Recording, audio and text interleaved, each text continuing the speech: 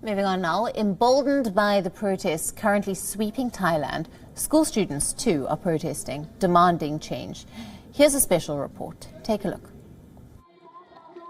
This mild-mannered teenage girl with round glasses and a bob haircut is not your typical school troublemaker. But in the eyes of Thailand's ultra-conservative school system, Benjamapon Prayuth has been cast as a rebel. This 15-year-old is at the forefront of Thailand's bad student movement.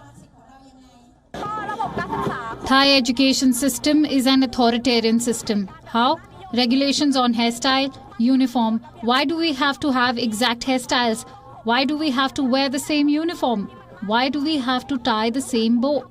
All these things reflect authoritarianism in school, that they can force students to do anything by brainwashing us via textbooks, teaching students not to ask any questions, but only focusing on study and memorizing when it comes to exams. Thousands of Thai students have been protesting to call for education reforms. And teenage girls like Ploy are the backbone of the bad student movement.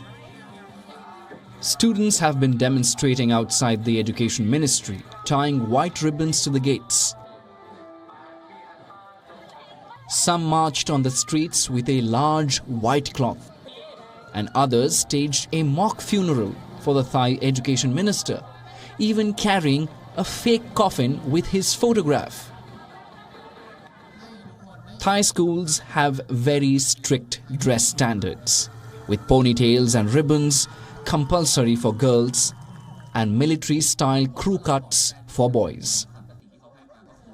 After years of having rules enforced on them, the students have now gone rogue. They are demanding cultural change, equality, and a relaxation of rigid rules. They want an overhaul of the school system. As students have freedom to choose their own hairstyle, it reflects development of the education system, where students have freedom of opinion and rights over their own bodies. And these show that the country has developed students who can think by themselves and be themselves. In a bid to quell these youth protests, 15-year-old Ploy and another student leader have been summoned by the police and are likely to be charged.